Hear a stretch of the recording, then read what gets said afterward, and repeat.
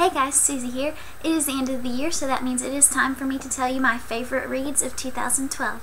I picked out 10 books that I've read for the first time in the year 2012. I couldn't rank them, so I put them in the order that I read them in this year. So without further ado, my favorite reads of 2012. The first book on my favorite reads of 2012 should come as no surprise to you, The Fault in Our Stars by John Green. I absolutely loved this book.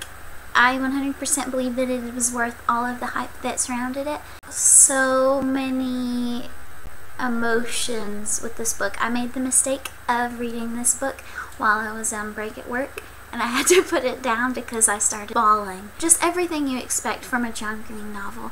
It totally deserves all of the recognition. The next book I also read in January. It was Monster Calls by Patrick Ness. It's just beautiful. You'll find a theme in my favorite books. I enjoy books that make me cry. Even the art design is beautiful. A beautiful, unforgettable book. A Monster Calls by Patrick Ness. The next book is a book that I read in March, and it was The Girl with the Dragon Tattoo by Stieg Larsson. This book took me a little while to read, but it was well worth it. It was very different from what I had read so far. I really enjoyed the mystery aspect of it. It just kept me turning the pages to figure out what was going to happen. There were bits of it that I didn't like, but it definitely deserves a spot in my top books of 2012. Girl with the Dragon Tattoo by Stieg Larsson. The next book on my top reads I read in June. It was just a little book you might have heard of. Game of Thrones by George R.R. Martin. It took me a really long time to read this, but it was completely and totally worth it. Very nice first step into the world of epic fantasy. It was really about drama and politics and violence, and it was a really good read. And if you're looking for a hearty fantasy series to delve into, Game of Thrones is definitely a book you should check out. The next book on my list is a book that I actually don't own, and I'm really sad that I don't. I read it in June, and it is Ready Player One by Ernest Cline. It was fast-paced and fun and kept you on the edge of your seat. It is full of delicious pop culture references, and even if you don't get them, I recommend this book to everyone. That is Ready Player One by Ernest Cline. The next book I also don't own. I picked it up at the library by chance, and it is The Age of Miracles by Karen Thompson Walker. This book is a lovely, subtle dystopian. It is set in the future where the Earth's rotation has slowed down and it has elongated the hours of night and day, and is told from the perspective of a young girl going through life and dealing with this new dystopian world. I absolutely love this book. It is probably one of my favorite books of all time now. That is The Age of Miracles by Karen Thompson Walker.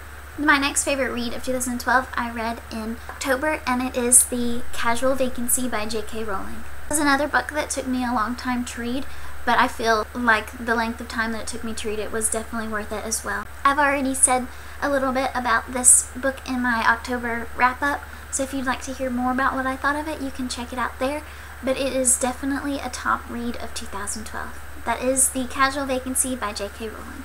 The last 3 books in my favorite books of 2012 I read in November. The first one was To Kill a Mockingbird by Harper Lee. This book is an essential read for any book lover. The characters, the story, everything is so beautiful. It is probably now one of my favorite books of all time as well, and that is To Kill a Mockingbird by Harper Lee. The next book that made my list from the month of November was Unwind by Neal Shusterman. I feel like it was one of the best dystopian novels that I read this year. This one really, really exceeded the rest of them that I read this year, and that is Unwind by Neal Shusterman. The last book on my favorites of 2012 is, by no surprise, The Art of Fielding by Chad Harbach. I did a full review of this book, and I just loved it, because it is this beautiful book about people and just life in general, and that is The Art of Fielding by Chad Harbach. Future Susie here. I was editing this video and realized I left out one of the very best books that I read all year, and that was Fahrenheit 451 by Ray Bradbury. I read this with Nerdfighteria during the summer book club, and it is seriously one of the best books that I've ever read. I understand why it's a classic, and a lot of the themes, messages still stand true today. That is Fahrenheit 451 by Ray Bradbury. Back to Past Susie. I would love to hear what books you enjoyed reading in 2012. If you've read any of the ones that I mentioned here today, let me know what you thought about them and if you loved them as much as I did. I'm really excited to see what 2013 holds, and I will be back very soon with a video about my 2013 reading resolutions. Thank you guys so much for watching, and I'll see you soon. Bye.